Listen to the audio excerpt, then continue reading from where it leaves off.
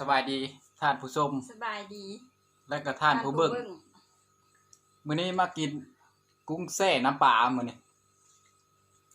อันนี้ก็แจ่วเพี้ยขมๆอันนี้ก็แจ่วส้ม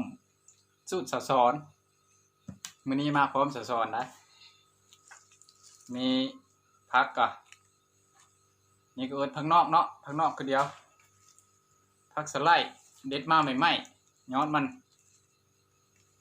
แล้วก็คือเก้าผักกาดจอกนะกับต้มน้ำไม้อีกมา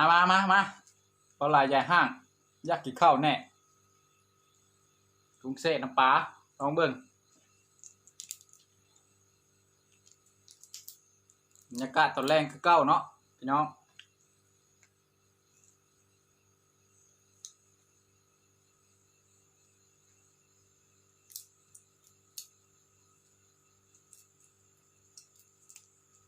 ใครก็มาเบิ่งกับกดไลค์กดแชร์เด้อแชร์แบบบ่ได้แกะอย่ามาแกะบ้านนี้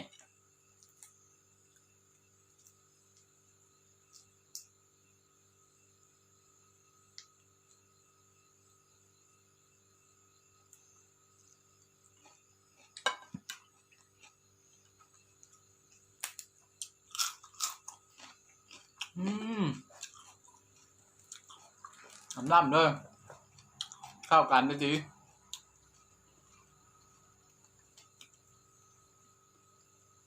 ใส่ข้าวเหนียวอีก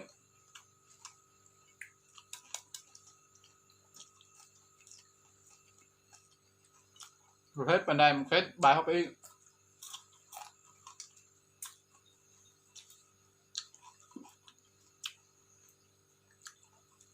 ใช่บอก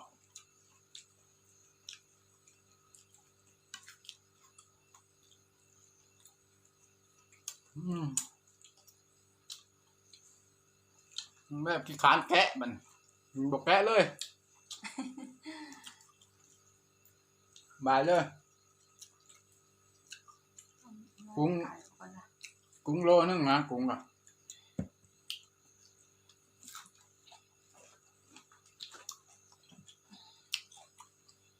ไม่ได้ซื้อกุ้งใหญ่ซื้อกุ้งน้อยเอาต้มหน่อไม้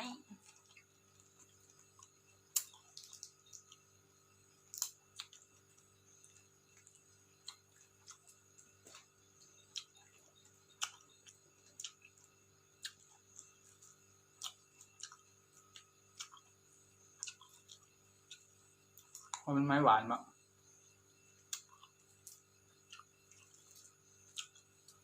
แซ่บๆพี่น้องเอ้ยมาเด้อลองเบิ่งแก้วเพียเซบีก่อนมันจะเป็นไงเข้าท่าอยู่ปะ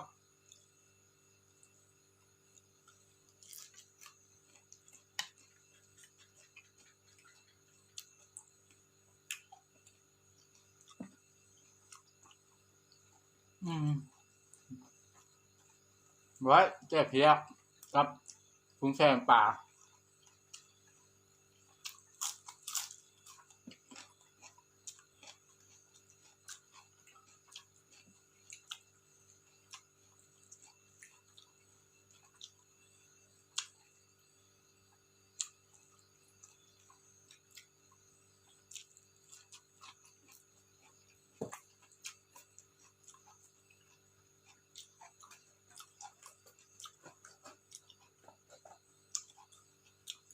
โดนกินเท่านึงนะแบบนี้ฮะเมนูกุ้งสดนะมีปลาอีกแบบนี้รอมือปลาเนาะจักบาทห่อเลยพันเลย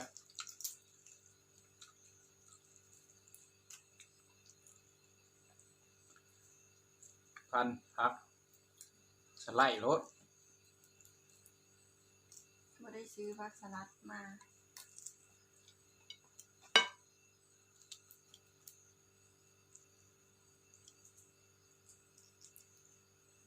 ปลาสด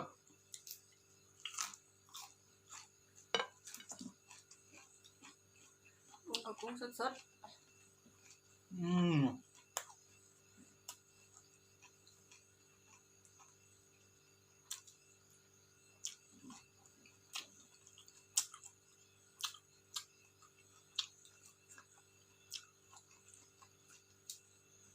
เขาท่าดีอยู่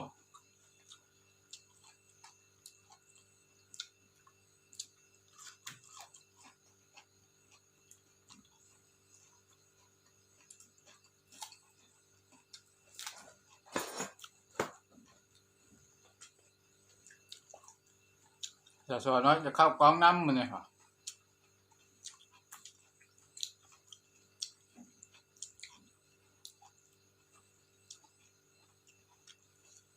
มันใหญ่ปานใดจำในมือเนาะกุ้งนะ ๆ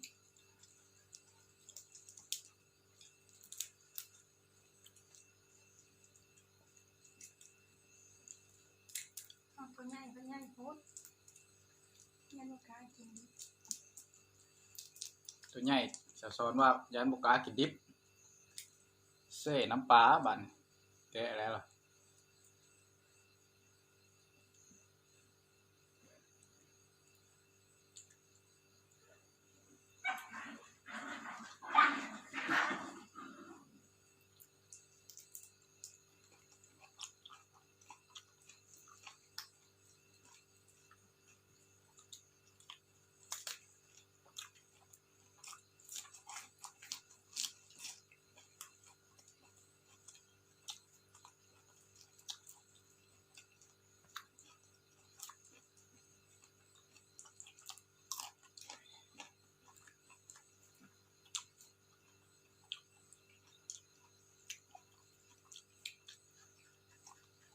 มันก็งำแดงมา7 โมงแรง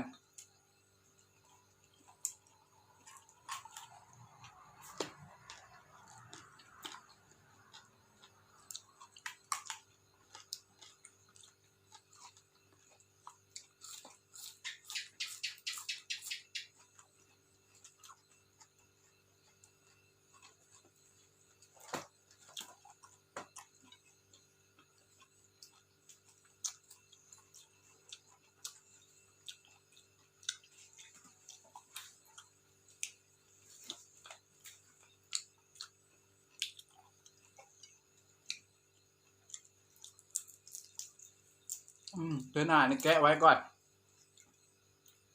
มาแกะหนุดช้า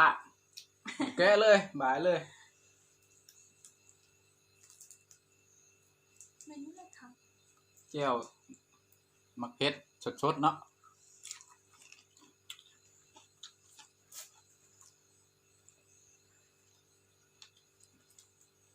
ดอกมันกินแค่ไหมครับมันเอาขีมขมไหมนึง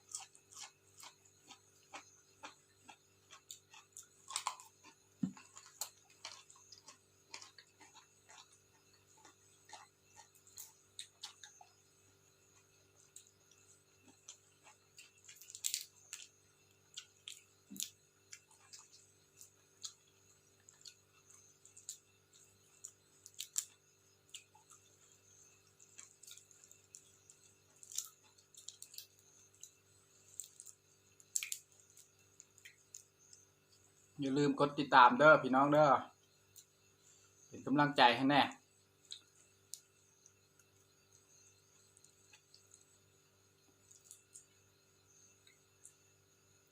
ถ้าคลิปนี้ฮอตคนเขาเบิ่งฮอต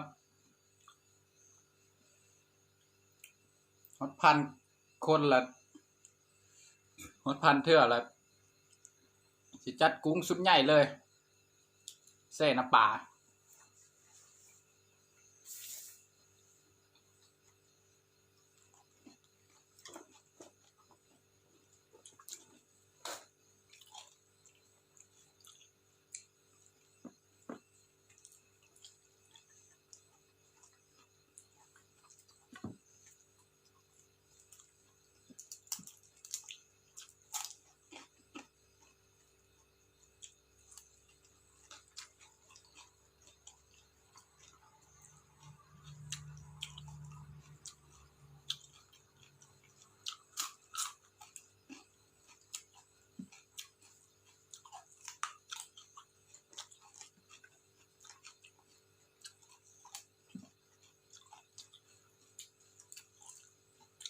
แบบบุกแกะเลยนะ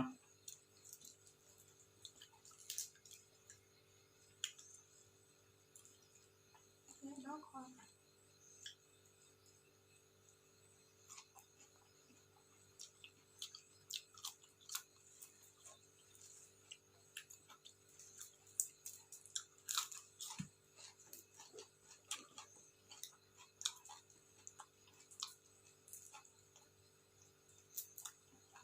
ขอบใจที่ตามรับชมเด้อท่านผู้ชมแล้วมาพบกันในมือใหม่เนาะครับวันนี้ก็ขอปิดรายการไปคำนี้ละ